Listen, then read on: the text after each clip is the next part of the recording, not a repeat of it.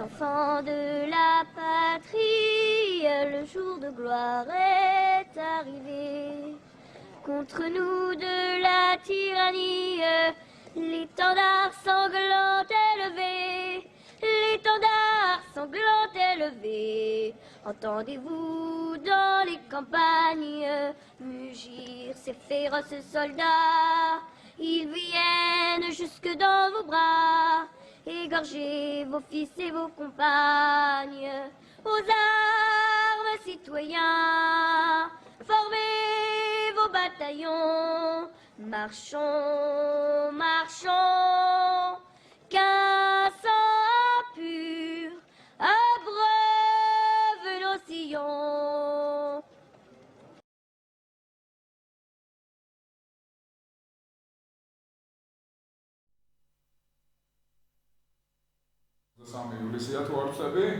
ეს არის გადაცემა პრეს რევიუ და მე მამუკა ბაკურია ვარ. დღეს მე და მირიანაშვილი ვისაუბრებთ ძალიან ბევრ საინტერესო საკითხზე, მაგრამ ჩვენ გუშინ როგორც დავანონსეთ, თუ აპირებდით ამ თემის გაგრძელებას, მთელი გადაცემის დათმობას, თუ როგორ ხდებოდა, რა ხდებოდა, ანუ ნაცმოძრაობის ანატომიის შესწავლას და დროში რა პროცესებს ჰქონდა ადგილი, როგორ მოხდა ეს რაღაცა სადიზმი ხელისუფლების სათავეში და შემდეგ რა შედეგები ჰქონდა დღეს.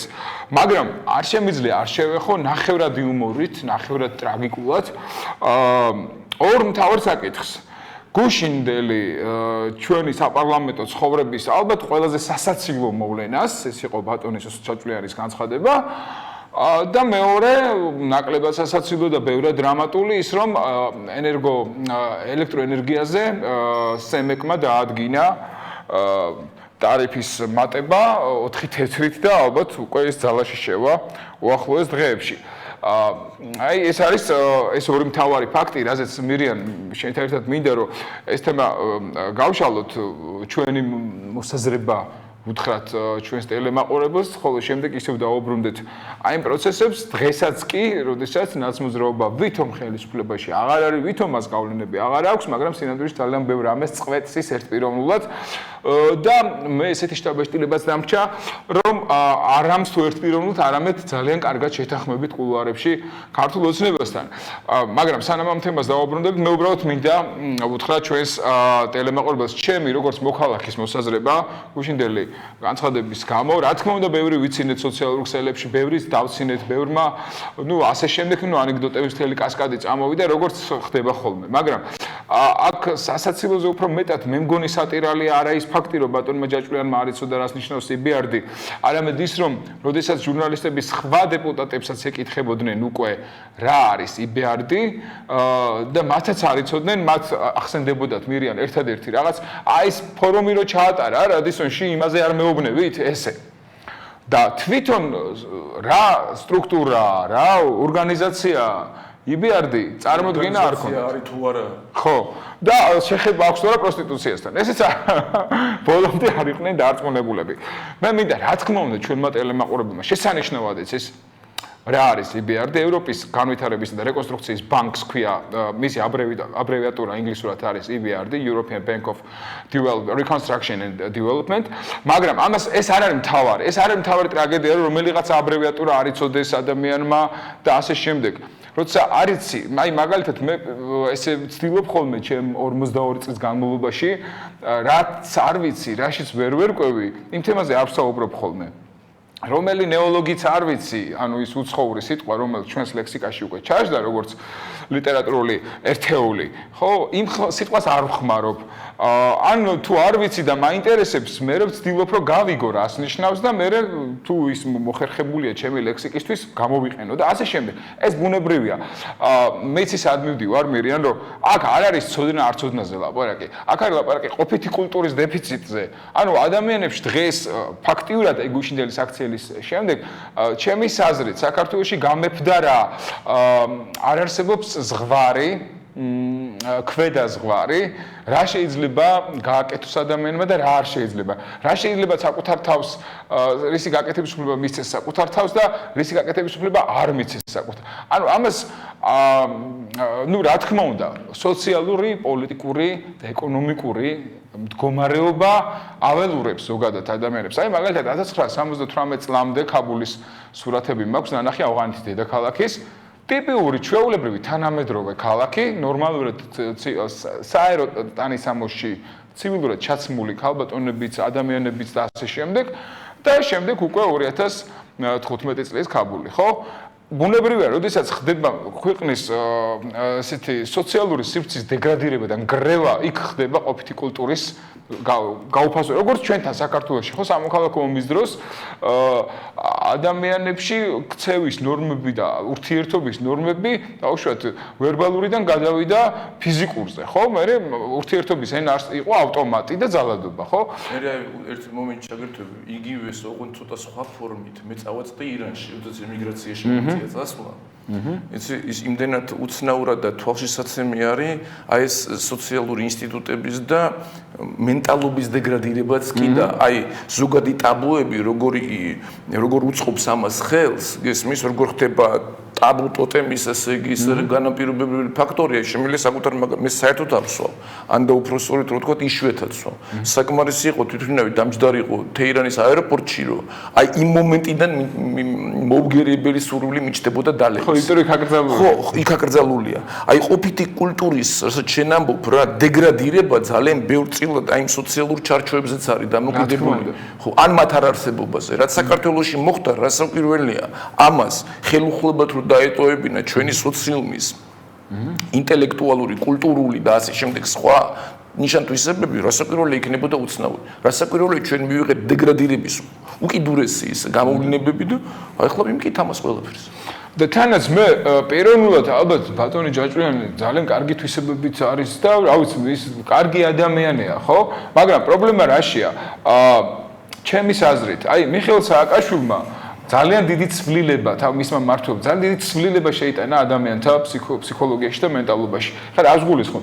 როდესაც სტრიპტიზის მოცეკვავეს ნიშნავდა მინისტრად, ხო?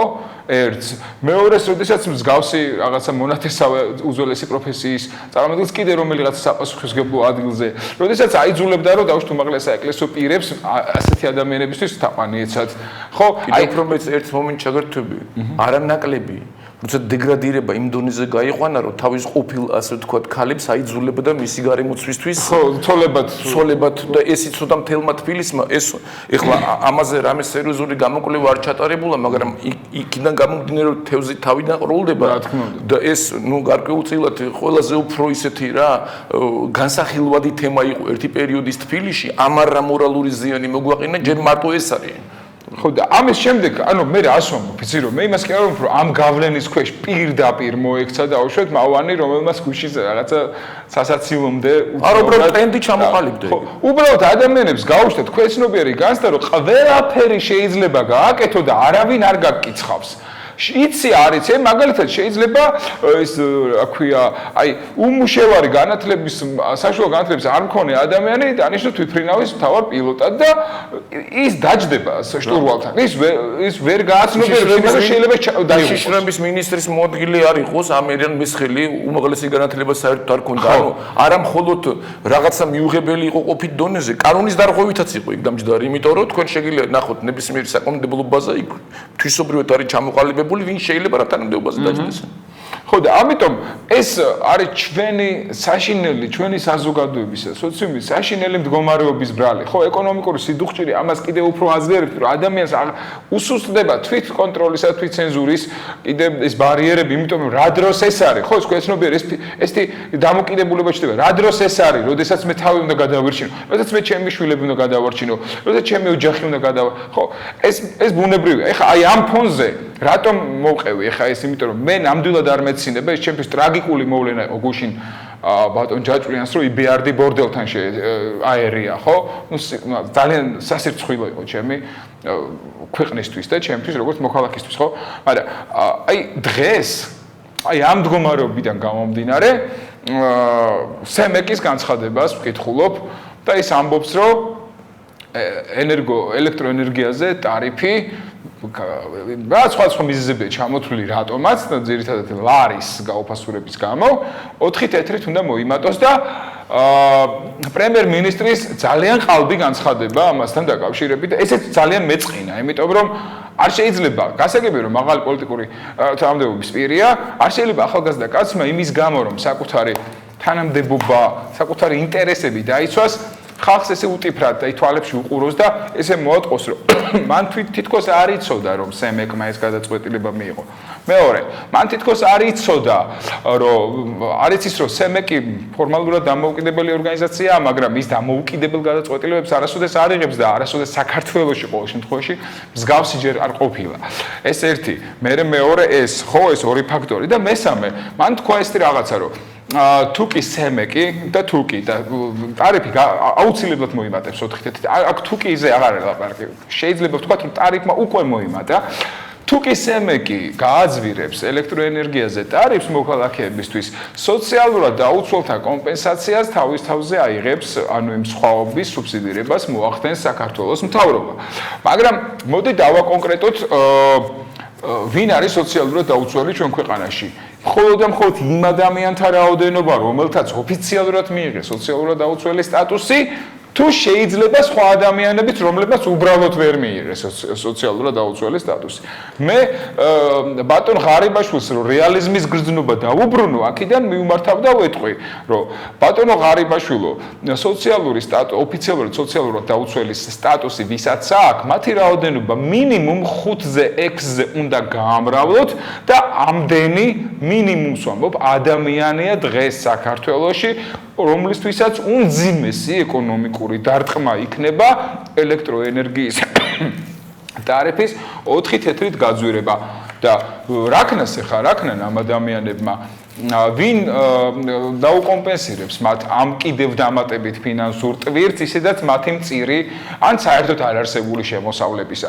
ხო, აი ძალიან მაინტერესებს, აქ პასუხი არ არის და მე აქედან გამომდინარე, ხშირად ბევრს ფიქრობ ხოლმე, შეიძლება ზედმეტადაც ბევრს ფიქრობ ხოლმე და გამახსენდა ეს ძალიან ხატოვანი ნათქვამი ქვეყნის დე-ფაქტო მმართველისა ბატონი ბიზინა ივანიშვილისა, რომელსაც თურმე პრესის ინფორმაციით ანაკონდას უწოდებენ და მეორე მისი განცხადება რომ შუა უნდა გაიკრიფოს. აი ეს ორი ერთმანეთს დავაკავშირე. მე მეგონა რომ ბატონი ბიძინა ივანიშვილი თავისი ნელი, მაგრამ სტაბილური ნაბიჯებით შექმნიდა რას, რომ პოლიტიკურ სივრცეში კრიმინალურ პოლიტიკურ ორგანიზაციებს არსებობის უფლება აღარ ექნებოდა, ისინი გაქრებოდნენ, გულისხმობ რა თქმა უნდა ნაციონალურ მოძრაობას და მის სატელიტებს. და მეორე, შუის გაკრეფა ნიშნავდა გულისხმობდი ადამიანთა რაოდენობას, რომლებიც 2 სკამზე ან 2 ცხენზე ერთად იჯდნენ და მედროვეთა, ანუ ზნეობრივი ბარიერის მაღლა აწევას პოლიტიკურ პროცესში. ეს ვიგულისხმე. სინამდვილეში აღმოჩნდა რა, რეალობაში დღეს სურათი ესეთი, აი რომ გადავხედოთ პრაქტიკულად, რეალურად ესეთი დღევანდელ მდგომარეობა ჩვენი ქვეყნისა. პირველი, შუის გაკრეფა ნიშნავდა ქართული ოცნებისა და ნაცმოძრაობის გარდა, ამ ორი პოლიტიკური ერთეულის გარდა, დანარჩენი სოციუმის მთლიანად ისეთ მდგომარეობაში ჩაყენებას, რომ მათ მიუხედავად თავიანთი განსხვავებული სოფხედულობისა და დამოკიდებულებისა პროცესის მიმართ, არანაირი უნარი და შესაძლებლობა აღარ ექნებათ, რომ პოლიტიკური ინიციატივა გამოხატონ ან საკუთარი პროტესტი სხვადასხვა საკითხებზე გამოხატონ, ეს ერთი და მერეც მეორე. სწორედ რომ ანაკონდას პრინციპით ნელ-ნელა საზოგადოებას აცლის იმ უნარსა და ენერგიას ამ ეკონომიკურ და სოციალურ პოლიტიკის მიხედვით, როდესაც საზოგადოება არის ქმედით უნარიანი. საზოგადოება როდესაც არ არის ქმედით უნარიანი, ესეთი საზოგადოებები ვიცით მხოლოდ და მხოლოდ ავტორიტარულ ქვეყნებში, ავტორიტარული მართლობის ქვეყნებში. ხო, როდესაც საზოგადოება არის მთლიანად დაცლილი ყველანაირი ინიციატივისგან და აქ არ არის მარტო პოლიტიკურ ინიციატივაზე საუბარი, ხო ჩვენ ახლა კულტურის დეფიციტზე, ყოფითი კულტურის დეფიციტზეც დავიწყეთ საუბარი და ინტელექტზეც დავიწყეთ საუბარი და IQ-ზე და ასე. ხო, ესეც ხდება რა თქმა უნდა დონე, აი ამ ადამიანის განვითარების დონე ესეთ ქვეყნებში დაბლა ეცემა და ამის ნათელი მაგალითი იყო გუშინდელი დღე. ხო, ეს აი მე გეტყვით რომ არანაირი ესეთი ზლარაცტვა როგორ არის ქართულად არ ვიცი, არ მაქვს. ეს ჩემთვის ტრაგედია. ეს ჩემი ქვეყნის ტრაგედია, იმიტომ რომ ყველაზე უცნაური რა არის, რომ რუსული საინფორმაციოებმაც სიტყვით თარგმნეს ეს განცხადება და დაცინეს და ასევე ევროპულმა საინფორმაციო სააგენტოებმაც, ინგლისურენოვანმაც მათ შორის სიტყვით თარგმნა ბატონი ჯაჭვიანის განცხადება და დაცინა, ბატონ, საქართველოს პარლამენტს დაცინა, მოდი ესე ვთქვათ. საქართველოს პარლამენტს თუ დაცინა, ესე იგი ჩვენ სახელმწიფოს დაცინა, იმიტომ რომ სახელმწიფოს ერთ-ერთი ყველაზე უმთავრესი ინსტიტუტი არის პარლამენტი, იმიტომ რომ ის არის უმაღლესი საკანონმდებლო ორგანო, რომლის წყაროც არის ხალხი, არჩევითი ორგანოა, ხო? აი ამ საშინელებასთან გვაქვს საქმე, სიტყვა გამიგრძელდა, მაგრამ ეს უნდა მეთქვა, იმიტომ რომ ძალიან გაბრაზებული ვარ ამ მდგომარეობის გამო. ძალიან გაბრაზებული ვარ დენის ტარიფის გაზრდის გამო. ძალიან გაბრაზებული ვარ იმ უტიფრობის გამო, რასაც ძალიან ხშირად იყენებს ხოლმე და არ შეშვენის ახალგაზრდა მამაკაც, ანუ ასე ქვეყნის პრემიერ-მინისტრს, ხო? დაწყებული ჩვენ მას უკიჟინებდით. წინა საახალწლოდ, როდესაც ეკონომიკური კრიზისი ძალას იკრებდა და ვეუბნებოდით, რომ ეგებ გულახდილად გააკეთო განცხადება და საზოგადოება იქნება შენი სოლიდარული. ხო, ვეუბნებოდით ასევე ბატონ ბიძინა ივანიშვილს, რომელიც 20-30-ში ყოველ კვირას გამოდიოდა და ვეუბნებოდით, რომ ეგებ შენ მაინც ბატონო ბიძინა თქვენ მაინც თქვათ სიმართლე და საზოგადოება იქნება თქვენი სოლიდარული და თქვენი რეიტინგი დაბრუნდება, თქვენს მიმართ წმენა დაბრუნდება, მაგრამ არც ერთმა და არც მეორემ ვერ გაბედა ან არ გაბედა რეალობის წარმოჩენა, ხო? არც ერთი მიმართულებით ჩვენ არ ვამბობდით რომ რაღაცა ყველგან და ყველაფერში ყოფილიყო გულწრფელი, მაგრამ უმთავრესი და პრობლემატური საკითხები რაც არის, აქ რომ იყოს გულწრფელი, თავშოთ პრემიერ-მინისტრის განცხადება დღეს ის კი არ იყოს, რომ უი მე სემეკმა მართლა გააძვი რა, არც ვიცოდი, სემეკი ხო დამოუკიდებელი ორგანიზაცია. ესეთი განცხადება ხო ტყუილია, არა აი ძალიან იაფი ტყუილია, ხო? იმის მაგალითად რომ ვთქვა, რომ დიახ, ჩვენ იზოლებული ვარ ჩვენი ეკონომიკური და სოციალური პრობლემების გამო, დენის ტარიფი გაძვირდეს იმიტომ რომ ენერგოკომპანიები ვეღარ ახერხებენ ოპერირებას და ასე შემდეგ და ასე შემდეგ და ვთხოვ საქართველოს მოკა როგორც აი გაიხსენე ჩერჩილი, გაიხსენე კენედი, გაიხსენე ქვეყნის მართლაც რეალური დემოკრატიული ლიდერები როგორ მიმართავდნენ გაჭირვების ჟამს, ხო? ძნელბედობის ჟამს ერს და თანამშრომლობისა და თანადგომისკენ მოუწოდებდნენ და ეს არის ყოველთვის დიდებული წუთები, ხო? კაი, არ გვინდა სამშობლო მან უთხრა რომ არაფერი არ შემიძლია დაგპირდეთო ტირილის, ცრემლის და შრომის გარდა. ხო, აი ეს იყო ჩერჩილის წინას აი 1940-ში, როდესაც გერმანიასთან ხო, წინას არჩევნო შეპირება სწორედ არჩევნები იყო მაშინ და აი ამ შეპირების შემდეგ ჩერჩილი გახდა ქვეყნის პრემიერ-მინისტრი უმძიმესი ძელბედობის ჟამს, როდესაც დიდი ბრიტანეთი მარტო ებრძოდა მესამე რეიხს და მას არავინ არ ყავდა მხარდამჭერი, იმიტომ რომ შეერთებული შტატები ჯერ ომში არ იყო ჩართული, ნეიტრალიტეტს ინარჩუნებდა. სასწაულით გამოძრო იქიდან. ხო, ეს იყო მართლაც საოცრება 1940 წლის ივლისში რომ ბრიტანეთის დაბომბვა გაგრძელებულიყო, აი ის ფატალური შეცდომა რო არ მოსვლოდა ერთ-ერთ ლუფტვაფეს პილოტს და იმის აეროდრომების და სამხედრო ობიექტების მაგივრად შემთხვევით რომ არ დაებომბა ლონდონი, ხო, მაშინ ბრიტანეთის ბედი აბსოლუტურად სხვანაირად შეტრიალდებოდა. შევახსენებ ჩვენს ტელემაყურებელს რა მოხდა შემთხვევაზეა ყველაფერი დამოკიდებული. რა მოხდა, როდესაც ერთ-ერთ გერმანელ პილოტს რუკაზე აერია თავისი საბრძოლო ამოცანის ადგილი და მან შემთხვევით ჩამოყარა ბომბები ლონდონის მიდამოებში. ამის შემდეგ უინსტონ ჩერჩილმა გასცა ბრძანება, რომ ბრიტანულ ავიაციასაც მიეტანა საჰაერო იერიშები ბერლინზე და ბერლინი როდესაც დაიბომბა და რო ვერ მოახერხა ვერმახტმა ამ დაბომბვის შეჩერება, ლუფტვაფემ უბრალოდ ამ დაბომბვის შეჩერება, ხო, მაშინ ის ფათაშორის იცით ძალიან ბევრი იმაში, აი ხლა ნუ ფართო მოხმარების დონეზე არა, მაგრამ ისე რა პროფესიულ დონეზე ჩაღრმავებული ადამიანისთვის დაუმალავად უკვე არის რა ის რომ ის ერთი კვირა პაუზა რო იყო რა გერმანია რო არ ბომბავდა უკან ჩერჩილი სუცაში იყურებოდა და სულ იმას რომ ნეტავი როდის მოფრინდებიან უნდა და მას რომ გერმანიას დაებომბა ინგლისის ქალაქები, იმიტომ რომ საზოგადოებრივი მხარდაჭერა მაშინ არ ქონდა რა გერმანიასთან ომის გაგრძელებისთვის და ჭირდებოდა ფაქტი საზოგადოებრივი აღშფოთებისათვის, რომ შემდეგ რესურსების მობილიზაცია და ომი უთვისობრივად სხვა დაუნდობელ და შეურიგებელ ფორმატში რო გადაეყვანა. ნუ დემოკრატიული ქვეყნის ლიდერსაც ჭირდება ხოლმე ესეთი რაღაც.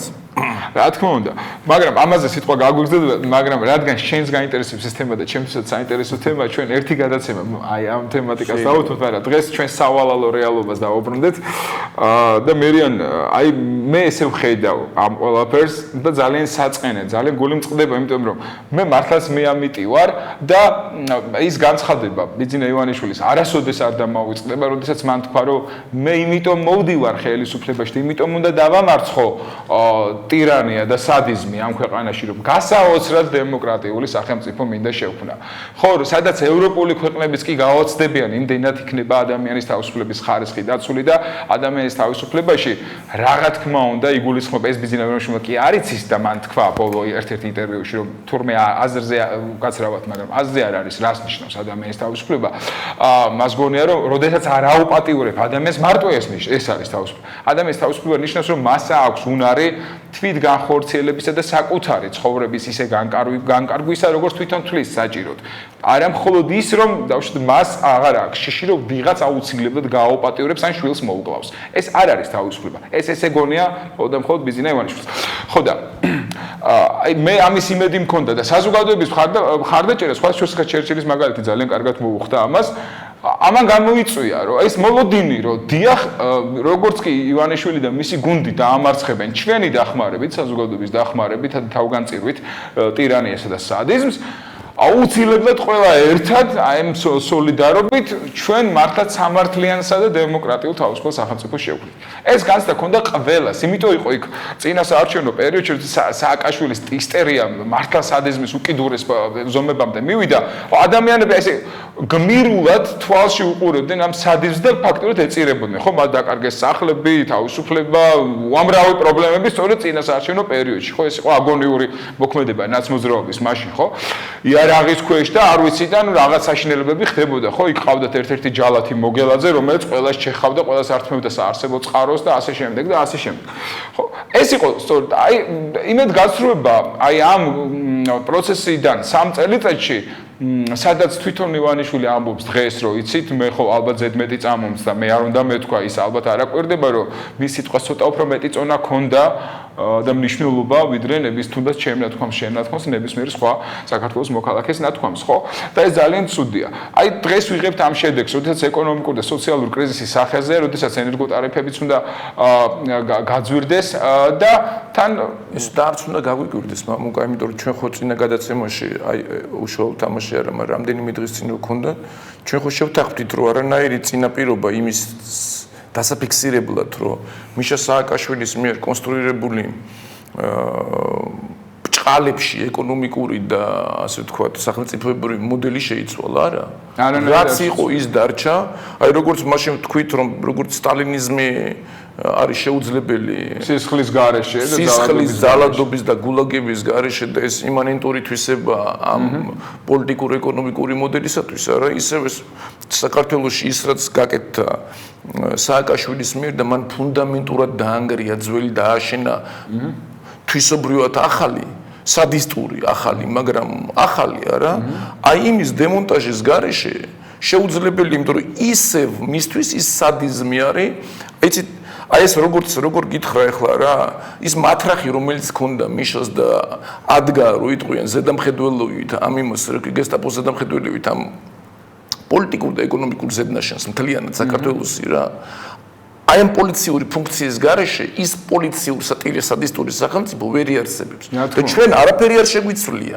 აბსოლუტურად ფუნდამენტური არაფერი არ შეიცვალა და ის ვერ იმუშავებს ახლა ნუ როგორ გინდა რა სისტემური შეუთავსებლობა დიზელის მანქანაში ბენზინს რო ჩაასხავ ვერ მიიღებ იმ შედეგს რომელიც ბუნებრივია აი მე სწორედ მანდვარ და ვის უნდა შეეცვალა მოდი ვთქვათ ჩვენი სამწუხაროდ ალბათ ფატალური შეცდომაც ეს იყო ადამიანი რომელიც მოდის ხელისუფლების უმაღლეს კონსტატაციას გავაკეთოთ რომ 3 წელი დაიკარგა რა 3 წელი ჰაერშია გადაყენებული 3 წლის თავზე ერთ-ერთი ხელისუფლების წარმომადგენელი ამბობს რომ იბიარდი გონია მას ბორდელი ხო სიტყვის მნიშვნელობა 3 წელიწადი არა მარტო 3 წელიწადი რომ იყოს დაკარგული ეს მართალია ტრაგიკულია, იმიტომ რომ ყოველ დღეს აქვს ესეთ სიტუაციებში მნიშვნელობა რა.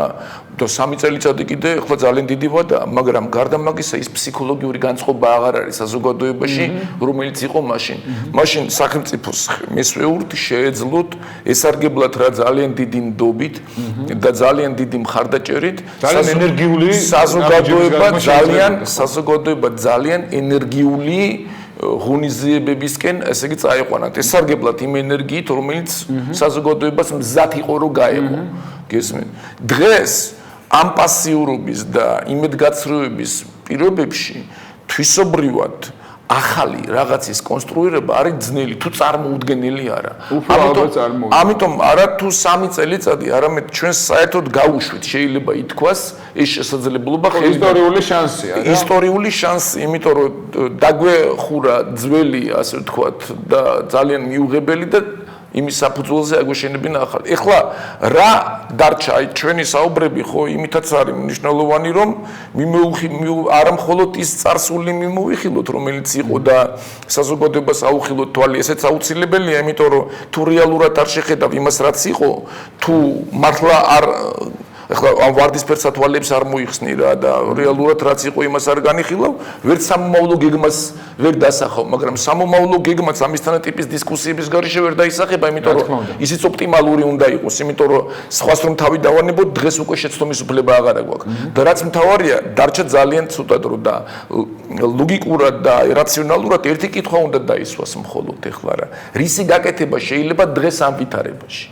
აი იმ მეგაამოცანის რეალიზება დავისახოთ უკვე ალბათ არ ადეკვატური იქნება, იმიტომ რომ არც ის საზოგადოების განწყობა და არც ის მხარდაჭერობა აქვს დღეს ხელისუფლებას, რომ რამე სერიოზულზე წაიყვანოს საზოგადოება.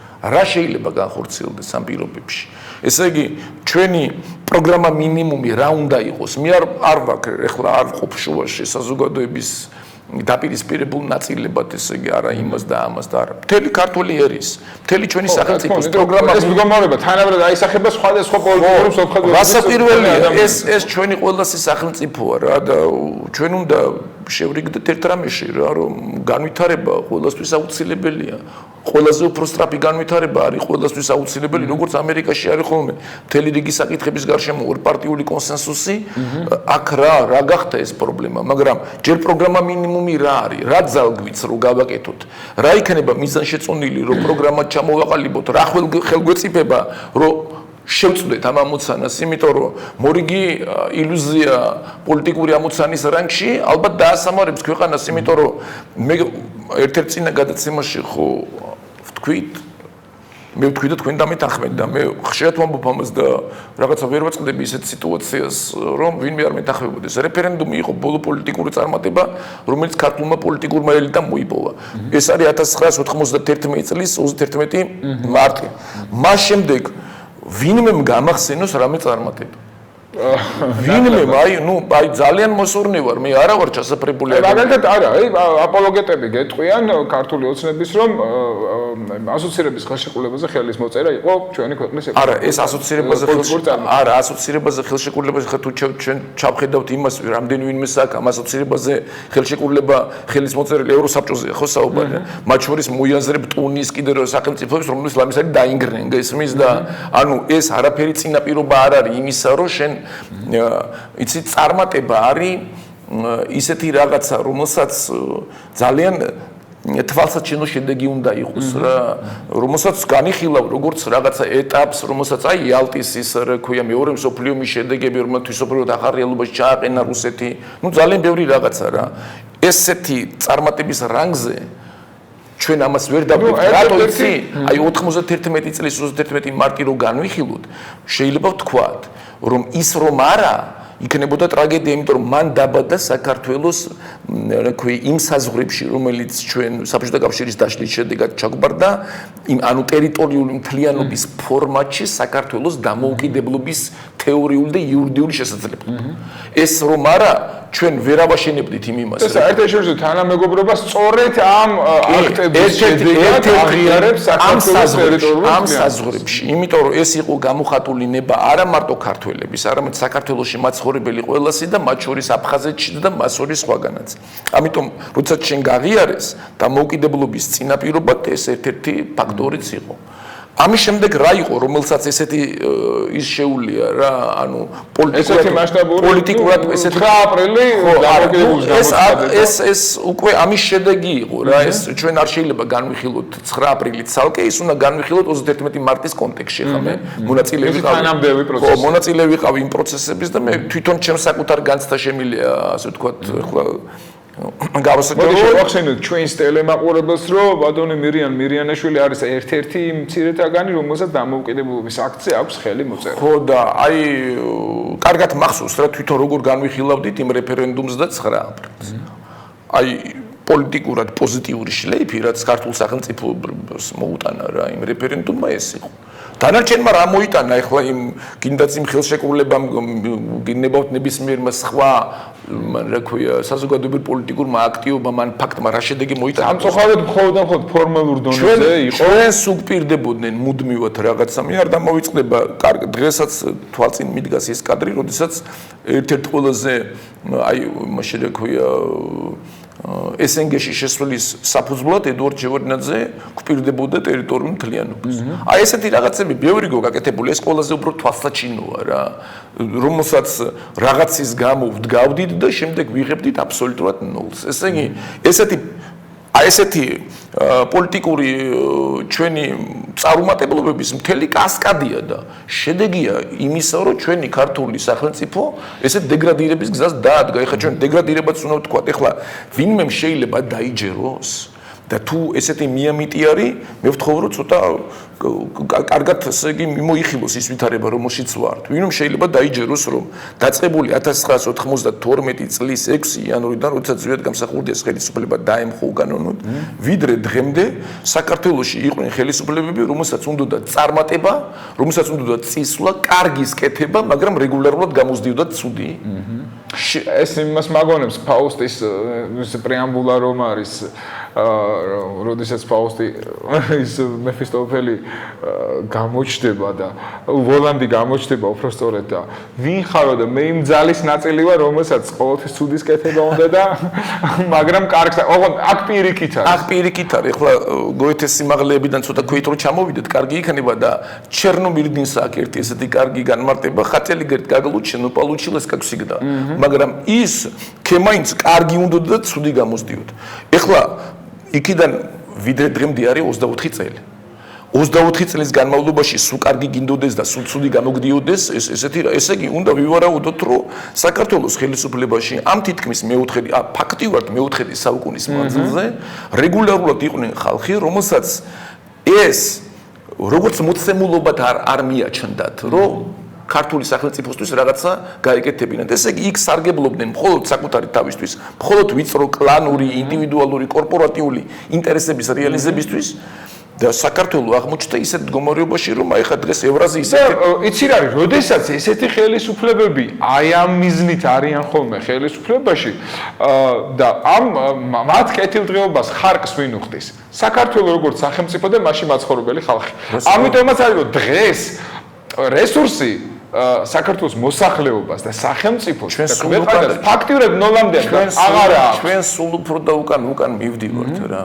აი მე იმიტომ რომ დღეს პარლამენტში შეიძლება იყოს ადამიანი, რომელსაც გონია რომ ევროპის განვითარების რეკონსტრუქციის ბანკის აბრევიატურა შეიძლება იყოს ბორდელის აბრევიატურა, ხო?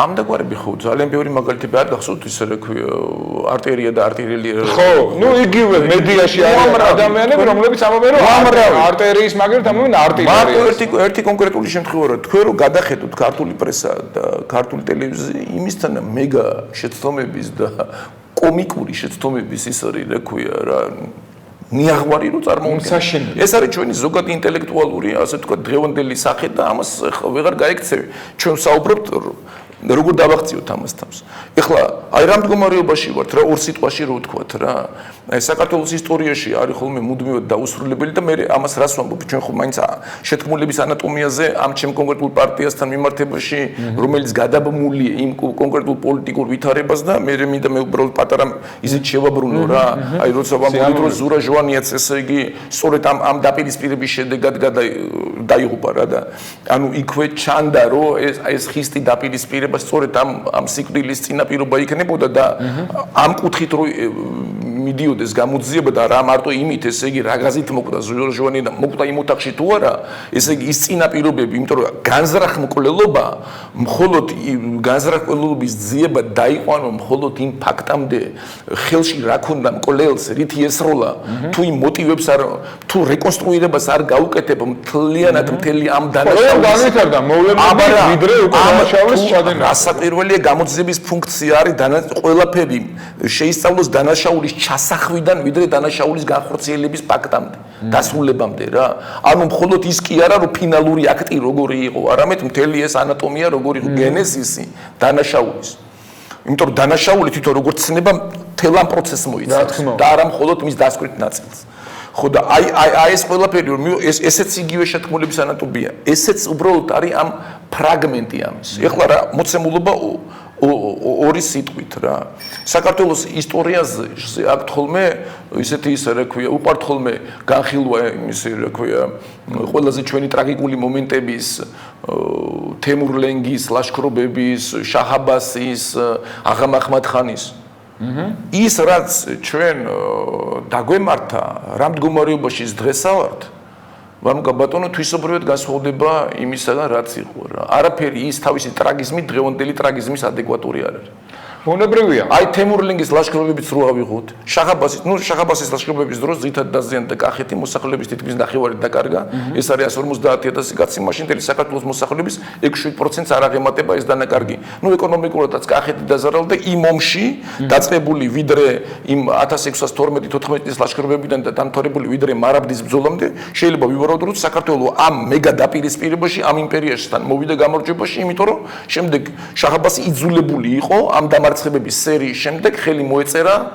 ჩვენთან იმ ზავისთვის რომელიც მისთვის იყო აბსოლუტურად სამარცხვინო ამ ზავმა გამოიწვია მე ირანში აჯაყებები ირანში ფაქტიურად ირანი ხერხემალში გატეხა და ხერხემალში გატეხა და აი ის რომ მანამდე ხო ქართველები მარტო ჩვენსაც და ირანის სიამბლეს გავხედოთ ის მარაბდასთან და მარტყოფთან და ამ ბრძოლაში მარშის და ქსნის ოპერაციებში დაიღუპა რეგულარული ჯარი რომელიც პირველი იყო ირანის ისტორიაში ეს ინგლისელი ინსტრუქტორების და იმის თოფებიც კი იქიდან დაახლოებით 72,000 ჯარის დაკარგა ყველაზე მთავარი მან და ის თოფჩიების корпуსი რო ამოწყდა მარაბდის ველზე რა ესე იგი ამან გამოიწვია ირანში რეგულარული ჯარის დისკრედიტაცია გესმის და ირანში სამხედრო რეფორმები გადაიწია თითქმის მთელი საუკუნე და არაფერი საქართველოში რო ავიღოთ ჩვენ ამ ომიდან გამარჯვებული და დავკარგეთ ის რაც დავკარგეთ მოსახლეობის 5% და ნუ სადღაც საერთო მოსახლეობის მთელი ქართული სოციუმი მხედველობაში და ეკონომიკის ნუ კახეთის ეკონომიკის შეიძლება ნახევარი ეს არ არის მთელი საქართველოს ეკონომიკა რო ავიღოთ აღა მაჰმად-ხანი რა იყო ნუ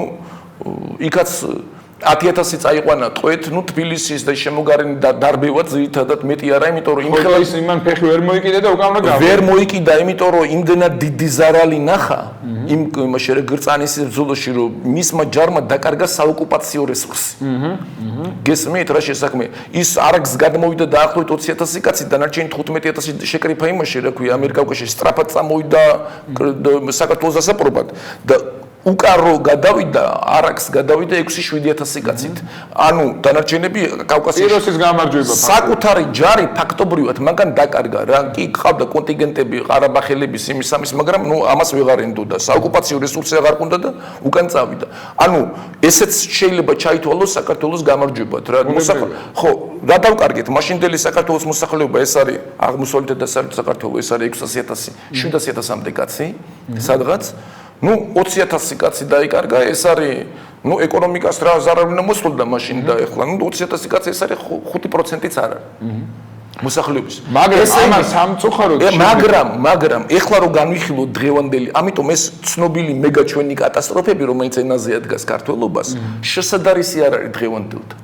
5,400,000 მოსახლეობიდან ჩვენ დავკარგეთ მე-13 დღეს და 3,700,000-იც არა ვარ და კარგად რომ გაჭრიკო ეხლა მე რაღაც კავშირი მქონდა იმათთან რა ქვია იმათთან ვინც ატარებდა ამ იმას და ნუ იქ კი 3 მილიონი დაფიქსირდა 700.000 მაგრამ ძალიან ბევრი ისეთი რომელიც მეზობლები ამბობდნენ აქ არიან ისინი მაგრამ წასულები არიან ცნობიში ამიტომ 3.5-ზე მეტი ჩვენ არა ვართ და ჩვენი ტერიტორიების 20% დაიკარგა და ეკონომიკის ნუ რა ვიცი 53-ზე მეტი. ნუ ეკონომიკა ფაქტიურად განადგურებულია. ამის ხო ფაქტობრივად იმიტომ რომ რა იყო 94 წლის სტატისტიკა, მარტო 94 წლის სტატისტიკა რა იყო.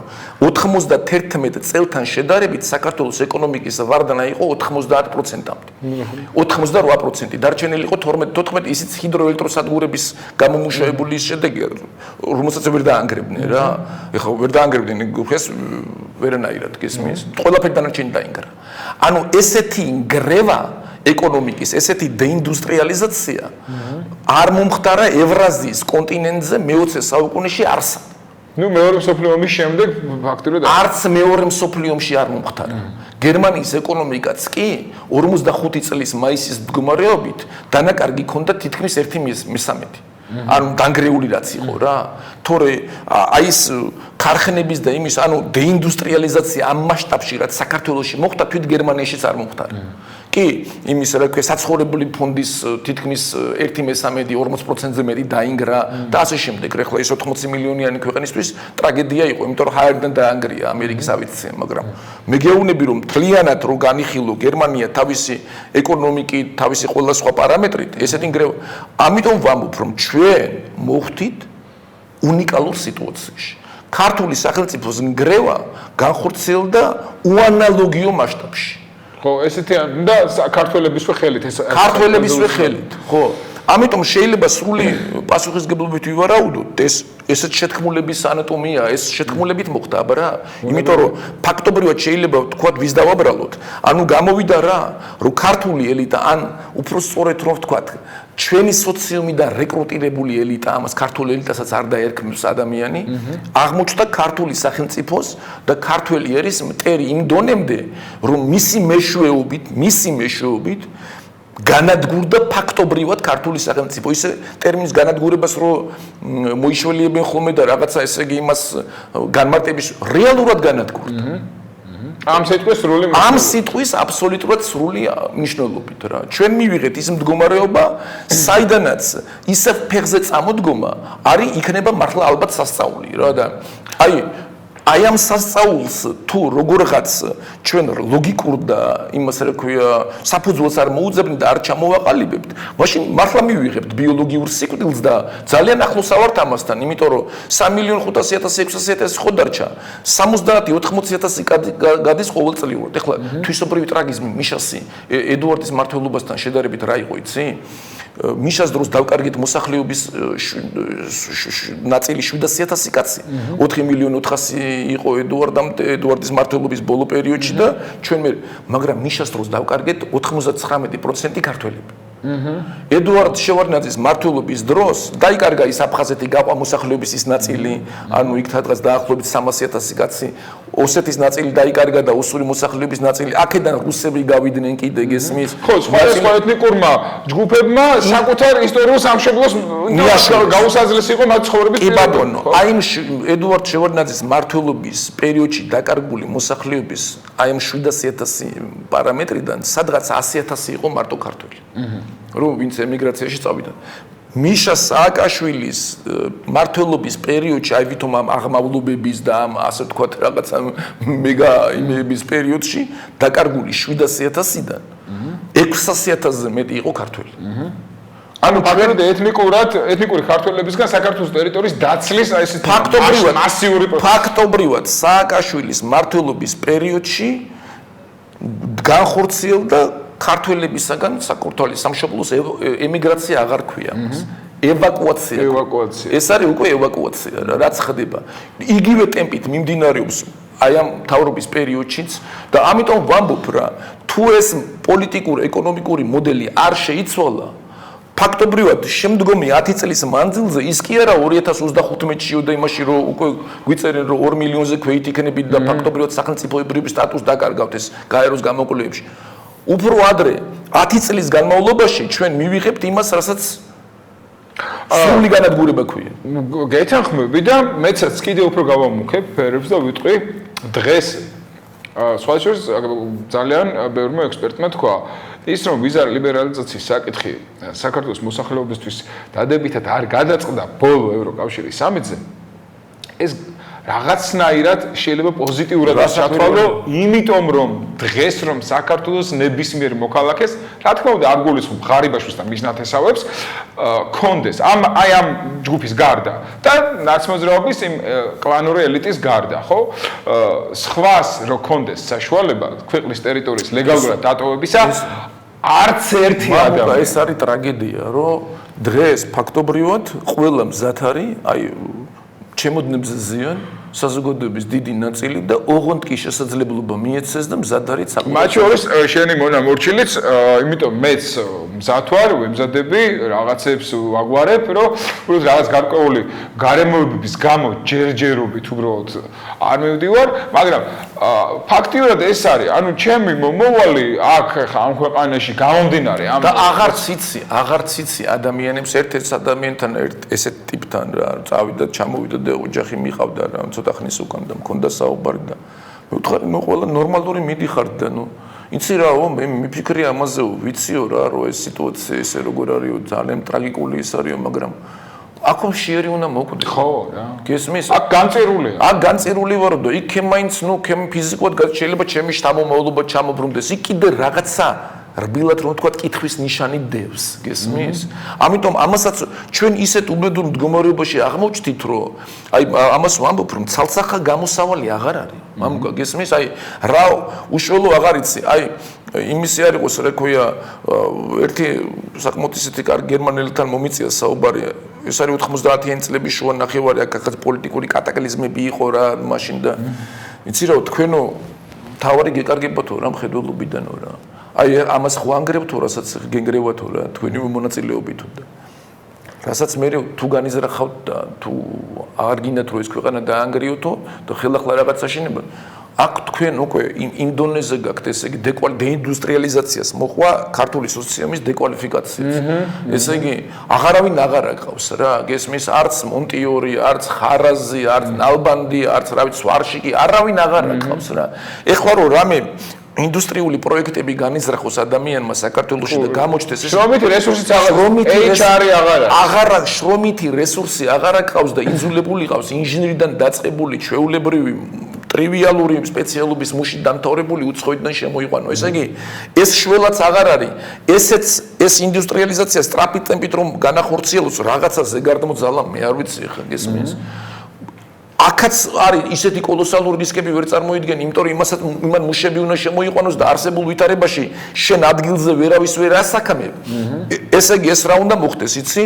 უცხოელების შემოყვანის ფონზე ქართველები უნდა გადიოდნენ, იმიტომ რომ ეს ემიგრაციას ეს ვერ შეარჩენებს. ამათი დასაქმების ხარჯზე არ ხდება, გესმის და შემოქმედი პროცესი იქნება ამათი გასვლა და ვიღაცის შემოსვლა. ხო და ვამბობ რომ ტრაგიკულ ვითარებაში ვართ რა და არავის ეს არ აღელვებს. მე ვერ ვატყობ ადამიანებს აი ეს გასაგრძე განებული კონდეთ ეს ანახლებდეს ინდივიდუალური გადარჩენის პროექტზე გადავიდა ქართველები. რა თქმა უნდა, იმიტომ რომ ხედავს ეხლა სუყვალებთ რამდენჯერაც საზოგადოებამ რაღაცა გამოხატა კოლექტიური სოლიდარობა და რაღაცა პრობლემას ერთად შეეჯახა, ხო, აი უკანასკნელი მაგალითი 2012 წლის 1 ოქტომბერი, როდესაც მთელი საზოგადოება დაირაზმა სადიზმის წინააღმდეგ, რომ გაუსაძლისი იყო, ხო მდგომარეობა. ან ესე უნდა დამარცხებულიყო სააკაშვილიზმი, ეს რაღაც ამაზრზენი ადამიანი და მისი მმართველობა, ან უნდა აუცილებლად მე მზად ვიყავი ამისთვის სისხლიანი შერაღებული და რასაკვირველია, ხო და აი მე ეხლა და აი ამის შემდეგ რა ხდება მირიან, ეხლა უბრალოდ რატო ვამბობ ამას?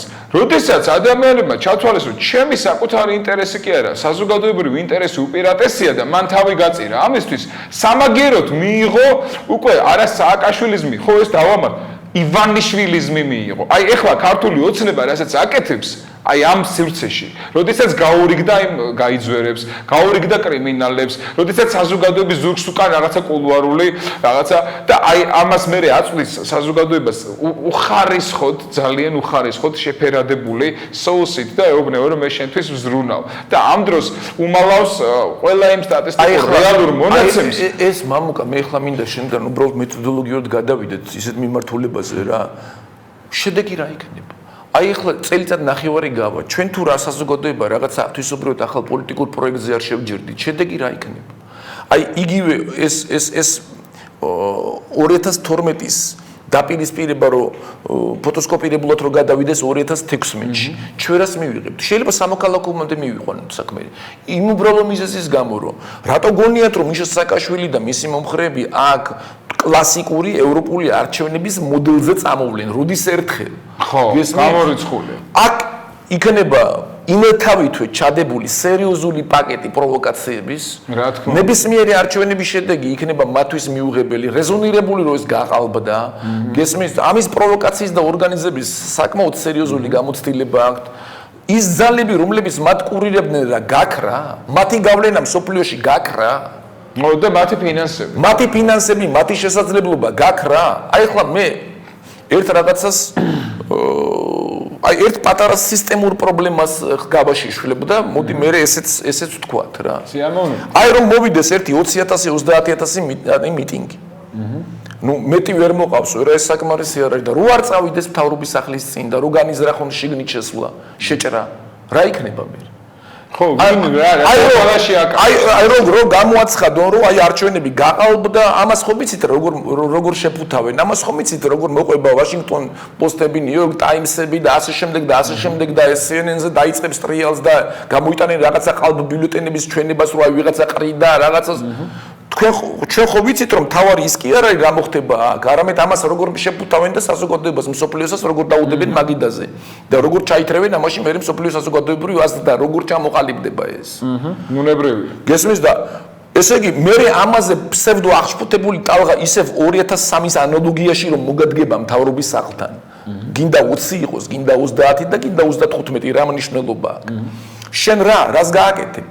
და როდესაც დაინახავ რომ იგივეს გაკეთება უნდა და მთავრობის სახლში შეჭრა და იქ პარლამენტის ხდომა და ვიღაცების შეყვანა და იქ რაღაცა სტომის ჩატარება და ფიქცია რა. ანუ ის დეკორაციები რომელიც ძალიან ტრივიალურ დონეზე განახორციელენ პოლიტიკაში, სპორტში, სამხედრო საქმეში ერთი მაქსიმაა ცნობილი მამუკა. არასოდეს არ უნდა შეცვალოთ მუგებიანი ტაქტიკა. გესმის? რასაც წარმატება აქვს, რასაც მოაქვს, რასაც მიხარ შედეგად. მეთოდი არის უცვლელი. რატო? ცვლი მეთოდოლოგია ცვლილებისა ძალაში შედის მხოლოდ მას შემდეგ, როდესაც შენ რაღაცას წარმატებას ვეღარ მიაღწევ. მაშინ უნდა შეცვალო. რაც მინდის, ანუ კაზინოდან დაწყებული, იმით დამთავრებული ყველგან ერთი პრინციპია. თუ გადის, უნდა გაიყვანო ბოლომდე. აი ეს ხალხი რომ მოგადგება და შეჭრაზე რო წავლენ, რა უნდა ქნა? უნდა მოიგერიო, ხო? ვინ დაარბევს, ვინ იმ მიტინგს? ერთი კანონი არსებობს 25 წლის განმავლობაში საქართველოს რეალობაში. აი, რა ვიცი მე ახლა ეს ამას მტკიცებულება ექსპერიმენტს ვერ ჩაატარებ, მაგრამ პოლიტიკურ საზოგადოებრივ დონეზე რაც შეიძლება ექსპერიმენტად ჩაითვალოს 1000 ჯერ ჩატარებული და დადასტურებული. ანუ არა მარტო ემპირიულად შეიძლება ამ კანონის მიღება, არამედ მაღალ რანგში უფრო, ანუ ექსპერიმენტალურად მიღებული კანონის რანგში ავიყვანოთ. თუ დასავლეთი არ მიესალმება და ინტელიგენციას არ გაძლევს შენ აქ ძალადობის გამოყენებაზე, ისე ხელისუფლებას ძალადობის გამოყენების რესურსი არ აქვს და ისე ის ამას ტრივიალურად ვერც ბედავს. და საიდან მოიტანეთ რომ ობამას ხელისუფლება ან ვინმე სხვა ევროპაში ან მერკელი და ისა ძალაუფლების გამოყენებაზე ნაციონალების წინააღმდეგ თვალს წაგიხუჭავთ. არა, ეს არის სისტემური ხაფანგი ჩვენთვის, არა მარტო თქვენთვის, ჩვენთვის.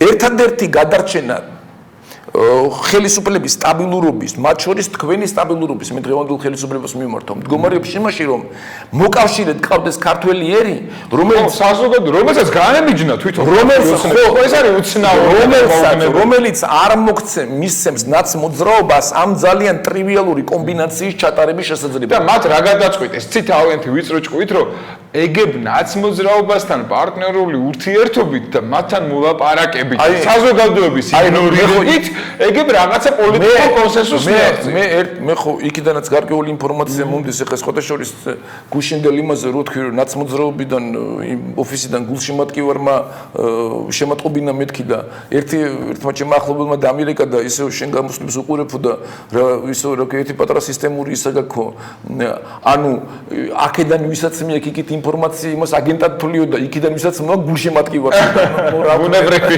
რა ვქნა ხოდა აი მორიგი ესეთი გულშემატკივრის იმას ესე იგი მოტანილ ინფორმაციას გავასაჯაროებ ეს არ არის დრევანდელი ცოტა ადრინდელი ის არის რა ქვია რა ინფორმაცია აი წყალებში რომ თქვა დრევანდელი ხელისუფლების დასაბოლებლად მიშა სააკაშვილმა მოიგონა ვერსია რომ თვითონ შიგნით რაღაცა მცირე განხეთქილება მოხდა ნაცმოძრაობაში და თვითონ ნაცმოძრაობაში ჩამოყალიბდა ორი ფრთა ზომიერების და რადიკალების და თვითონ ზომიერები ყაბულს არიან გაურიგდნენ ქართულ ოცნებას და ერთი წელიწადია დღევანდელ ხელისუფლებას აბულებენ ამ რაღაცა ფსევდო გარიგებებით მიშა მაჭავარიანთან და ვიღაცებთან ვინ ეკითხება მიშა მაჭავარიანს თუ ვინმე იცნობს ამ პერსონაჟს სადაც გება თვითონ მიშა მაჭავარიანი ყოველთვის სტატისტი ხო ყოველთვის სტატისტი იყო არ მინდა ეხლა მიშაზე მანდა მაინც ესე იგი ჩემი მთელი იმისა პათოსი გადავტეხო ხო რა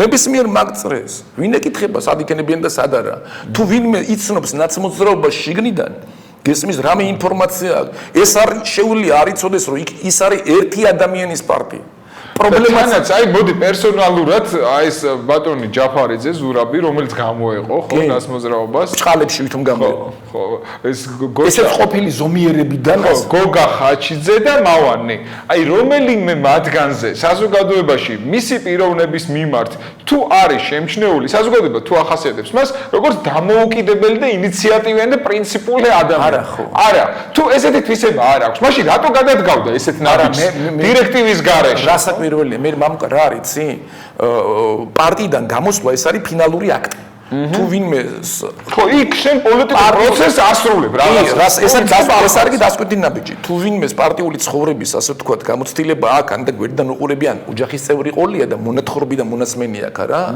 იცის რომ ეს არის სერიოზული ბატალიების დასკვნითი აკორდი რომელიც წინ უძღვის შიგნით განხეთქილებებს ჯგუფს დავითარებას მე ეს ქართველების ემოციური ბუნებაზე ახდენს იმას და იქ რავის მუშტიკრივამდე მიდის ხოლმე და ესე ვის გაუგია ეს არც მომხდარა მსგავსი გამოსვლა პარტიიდან საქართველოს სინამდვილეში რომ ვიღაცა უცბად იმ დღეს დილას კი არ წავიდეს თავისი პარტიის ოფისში არამედ ესე იგი გუშინ საღამოზე პირზე ყოფილი დაშორებული წავიდეს და განცხადება გააკეთოს რომ მას თურმე რაღაცა შეუთავსებლობები აქვს გესმის ის თურმე თვისობრივად ახლა რაღაცას აპირებს სამი თვე გავიდა რას აპირებს ხო ეს ხო რა თქმა ეს არის სიაფანი თუ რამეს აპირებდა სად არის ეს რომელსაც აპირებდნენ და რომელიცაც აუცილებელი იყო დროზე გამიჯნა ახალის დეკლარირების მიზნით სად არის ახალის დეკლარირებული თანაც არა მირიან ეს პრობლემა არ არის ეს ისედაც შეურაღებული თვალითაც ჩანს რომ ეს იყო პრობლემა რატოა მამუკა იცი პრობლემა ეს რაც შეურაღებელი თვალით ჩანს ვიღაცა ამით რატო ბოლდება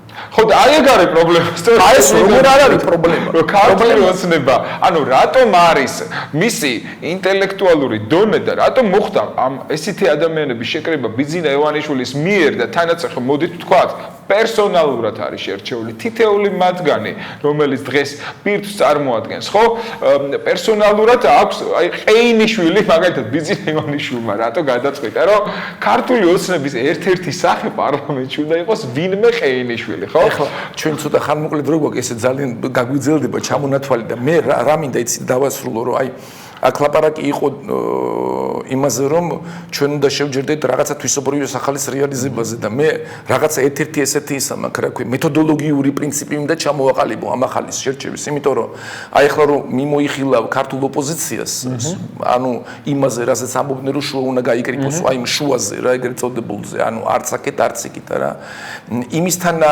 მდგომარეობა ინტელექტუალურიც რომ მიხვდები რომ აქედან არაფერი არ გამოვა ძალიან მარტივი მიზნის გამო იმიტომ რომ ქართულმა ოპოზიციამ რაღაცა გეგმის ჩამოყალიბება როგორც ესეთი განვითარების ფიზიკურად არ იცის რა ყოველთვის იყო ჩასაფრებული რომ რაღაცა სერიოზული შეიქმნებოდა გარედან და მთელი ეს იდეოლოგია იყო რომ მიტმასნოდნენ ამ ახალს გასაგებია ეს არის აი ამ დონემდე დავიდა ქართული პოლიტიკური სპექტრი სულ მუდამ არიან საფარში გამოჩნდეს რაღაცა მიეტმასნონ იმას შემდეგ მიტმასნერის რეალიზება გააკეთოს თუ ის იმას არ მიიტმასნის ესე იგი მაშინ ლანძღონ და აგინო და მანამ სანამ არ მიიტმას სარახოთ თან უთვალო რომ კი ბატონო მზათავარ და ესე იგი ისავარ და ესავარ და ეგრად გინდა მე გამოგადგები მაგრამ ხო რაც უფრო ახლო არის არჩევნებამდე მიტოვებული საყვარლის აბსოლუტურად მიტოვებული საყვარლის პოზიცია რომელიც ვერ ელევა ფақط სურათებს ხებს იმას ამას ვიღაცებს მეკავს ელის მის ზარს ამ დროს ელის მის ზარს აი ეს ამ მდგომარეობიდან როგორი კომიკურიც არის 20 წელიწადი ქართული ოპოზიცია ვერ გამოვიდა რა. და ამიტომაც მე ვამბობ ხოლმე. თავისი თეთრი პრინცის მოლოდინშია, რომელიც არ მოდის, რომელიც კი მოდის, მაგრამ სხვაგან მიდის, იმიტომ რომ ეს არაფერში არ ჭირდება, გესმისა. ეს არის დაბერებული, შეუხედავი, ამიტომაც საქართველოს მოსახლეობამ, ქართულმა საზოგადოებამ, აი მაგას ვამბობ ხოლმე, რამდენად არ ვიცი, შეიძლება ძალიან ესეთია, ეს ფუტურისტული ჩემი მოსაზრება, მაგრამ თვითონ ახალი პოლიტიკური ინიციატივების მშობელი უნდა გახდეს ქართული საზოგადოება. აი მან დავარ მე მამუკავდა რაზე მაგაც ეს ჩამოყალიბების იდეაც ხო როგორღაც უნდა იყოს ისე რა ქვია რომ აი ბოდიში რო გაწყვეტილებ მაგრამ როგორ შეიძლება ეხლა პოლიტიკურ პროცესში არის ადამიანი დავით საგანელიძე რომელმაც გუშინ გააკეთა არანაკლებ სასაცილო და ამავდროულად ტრაგიკული განცხადება ვიდრე სოსო ჯაჭვიანმა მან პირდაპირ თქვა ციტირებ ახალი უშიშროების მინისტრის დანიშვნისას მისი დახასიათება რომ დაიწყო მან ნებსი თუ უნებლიეთ და ფრეის თუ დავაითანხმებით ეს ქვეცნობიერიდან მოდის მე მინდა რომ ჩემი შვილები გავდნენ ახალ უშიშროების მინისტრს მაპატიეთ ესეთი გადახარხარებისთვის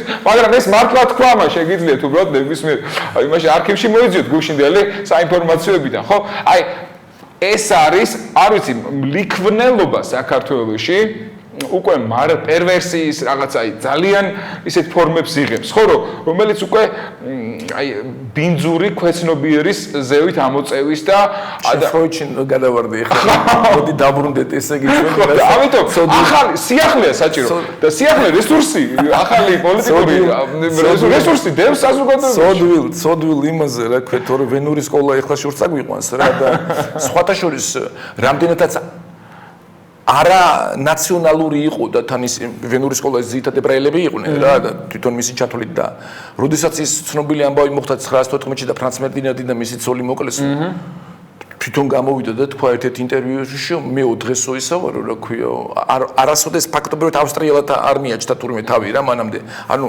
ვენა ისედაც მსოფლიოს ის იყო რა ქვია დედაქალაქივით რა ანუ არა იმდენად მიქსტი იყო რა ავსტრია-უნგრეთის მიქსტი იყო ეს ქალაქიც მიქსტი იყო ევროპისთვის და ნუ ახლა ავსტრია ვენა იმპერიის დედაქალაქი და მით უმეტეს ახლა ებრაული იმისთვის რა ქვია რა მით უმეტეს იმ მაშინდელი იმისთვის ეს პლატო მიქსტი იყო და ამიტომ ავსტრიელთ არ აღიარებდა და აი ხო დღეს ვაღი არებო ჩემ თავსო გძნობ რო ავსტრიელი ვარ და ზათავა რო იარაღი ავიღო და იმასაც კი არ არსებული ახლა ეროვნული რომელიც არ ქონდა ებრაელი იყო დედითაც და მამითაც და ახლა ნუ მაგრამ ნუ ამასაც კი ამ საერთო იმან ამ უსამართლობამ რა სიტუაციაში მოკლეს ეს ფრანც ფერდინანდი ეს ამან შეურაცხო რა და ჩვენ ელიტას ეს შეურაცხყოფაც არ ემართება და მე გეუბნები რომ აი თუ არ ჩვენ თვითონ რაღაცა აი ამ ყველამ რა ვის არის ვინც კარგია ცუდია ყველა საერთო მონაცემ განადგურება და გადაგვარება ხო არავის არ გვინდა რა რა თქმა უნდა ეს ამ სიტუაციაში როგორც წესი ჩვენ მივდივართ ცუდი სიჩქარით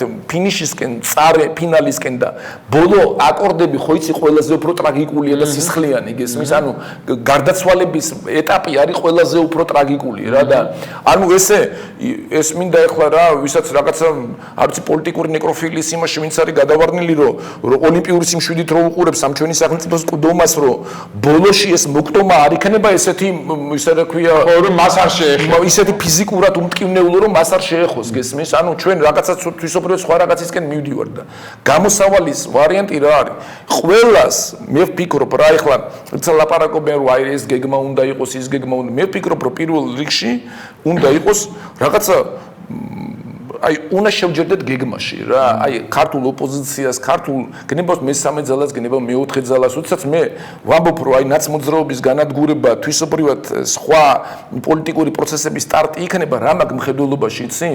აი ყველა სხვა სიტუაციაში დგება დღის წესრიგში რამდენიმე ისეთი პოლიტიკური საკითხი საკვანძო რა მეგა საკითხი რომელიც არის გვერდის არევით არაფერიდან ამასთან დაკავშირებით მინდა გითხრა რომ იმ თავიდან 2 ოქტომბრიდანვე ენერგიულად რო ემოქმედა ქართულ ოცნებას ნაცმოძრაობის როგორც კრიმინალური ორგანიზაციის დამნაშავე და სადისტი ორგანიზაციის წინააღმდეგ და მისი ლიდერის წინააღმდეგ ანუ მიხეილ სააკაშვილის პოლიტიკური განეიტრალება მისთვის მისი რეალური სახის ჩვენება საერთაშორისო საზოგადოებაში მამუკა წელიწადი აი მე წელიწად ნახევარი 2 წელიწადი ქონდათ 2012-დან უკრაინის ამბებამდე რა თქმა უნდა აი მაგას ვამბობ ხდება რა უზარმაზარი პოლიტიკური სივრცე გამოთავისუფლდებოდა ახალი პოლიტიკური ინიციატივისთვის ბუნებრივად იქნებოდა ეკონომიკური სივრცე ახალი ეკონომიკური ენერგიისთვის და სიკეთეებისთვის და ასე შემდეგ იმიტომ რომ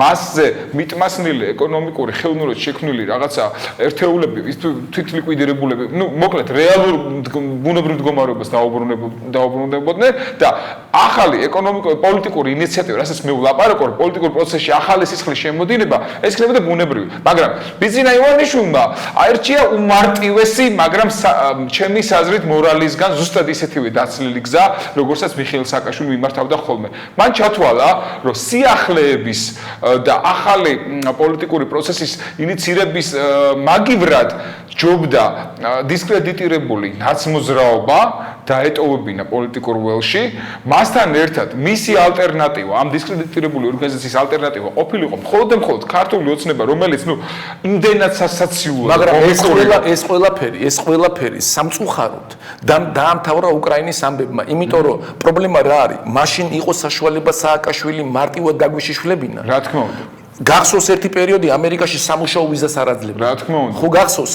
ამერიკაში ის აღარ ხო ამაზე მეტი განაჩენი ამერიკის პოლიტიკურმა ელიტამ გამოგიტანოს ესე იგი ვინმე ოდნავ სერიოზულს რომ იმიტომ რომ ისინი რეალ პოლიტიკას აკეთებენ რასაკვირველი ესე იგი აქ იყო საყოველთაო განაჩენი კონსენსუსი განაჩენში იმიტომ რომ ვიზა სამუშაო ეს არ არის იმ დონის პრობლემა რომ თუნდაც ერთი სერიოზული გულშემატკივარი რო ყოლოდა იმ მოცემულობის ეტაპზე გესმის ეს პრობლემა ყოფილიყო სახელმწიფო დეპარტამენტის თუნდაც საშუალოს დაბალი რანგის ჩინოვნიკი რომ ყოფილიყო მისი დამცველი და მისი პერმანენტული ასე ვთქვათ ხელის დამფარებელი და მეგობარი მაკეინს ერთი მაინც რო დაერეკა სენატიდან რა ქვია ეს ვიზის პრობლემა არ იქნებოდა მაგრამ იმ მომენტში ის იმდენად აღარასაჭირო იყო და იმდენად უსარგებლო და იმდენად და ამ დროს ეს მთლიანად იყო ეს ადამიანი მამუკა მთლიანად იყო ჩვენ ხელთ პრობლემა მისი აქედან გაშვების არის მთლიანად ქართული სახელმწიფოს კისერზე ქართული ოცნების კისერზე და მე მინდა აი ჩვენი გადაცემა ფაქტიურად დამთავრებულია მაგრამ ერთი წუთი დავიტოვო შევახსენო ჩვენს ტელემაყურებელს რაზეც ვსაუბრობთ მე და მირიანი იმ პერიოდში სწორედ როდესაც ყველაზე კარგი სიტუაცია იყო დამნაშავესთვის ადეკვატური პასუხისმგებლობის დაკისრებისა და მისთვის შესაბამისი ადგილის მიჩენისა გამოდის ქართული ოცნების ერთ-ერთი ბჭყალებში ყველაზე ინტელექტუალური სახე რომლისაც ბრმარწმენა აქვს დე ფაქტო მართლს ბიზინა ივანიშვილს და მასზე არაერთხელ უთქვამს რომ ეს არის მაღალი ინტელექტის ადამიანი ბატონი ბერძენიშვილი და აკეთებს ნუ საოცრად გასაოცარ განცხადებას და ის ამბობს რომ სამწუხაროდ მიხეილ სააკაშვილის რეიტინგი ბევრად უფრო მეტია ვიდრე მთლიანად საქართველოს ავტორიტეტი და სახელი მთელ მსოფლიოში ამიტომაც და რესპუბლიკური პარტიის ქართული ოცნების ეს ნაწილი გამოდის ესეთი ფანატიკური დამცველი ნაცმოძრაობის და მიხეილ სააკაშვილის და არაერთი განცხადება კიდევ შეგახსენებთ რომ დავით უსუფაშვილის პარლამენტის სპიკერის განცხადებასაც რომელიც ბიზინა ივანიშვილის ასევე ფავორიტია სადაც ის ამბობს რომ თუ ჩვენ გვინდა ანუ აბსოლუტურად ამახინჯებს რეალობას 180 გრადუსს ატრიალებს რეალობას და ამბობს თუ კი ჩვენ გვინდა საქართველოში გადავარჩინოთ დემოკრატია აუცილებლად უნდა გადავარჩინოთ მე კიდე ჩაგერთვები მაპატია დასვენ ფრაგმენტში რა და გეტყვი რომ თუ ჩვენ გვინდა საქართველოში გადავარჩინოთ დემოკრატია თუ ჩვენ გვინდა გადავარჩინოთ ქართული სახელმწიფო უნდა ყველაფერი გავაკეთოთ რომ 11 წლის საპარლამენტო არჩევნებისთვის ერთიანი ნაციონალური მოძრაობა არ იყოს საპარლამენტო სიაში. საპარლამენტო სიაში. კანდიდატების სიაში.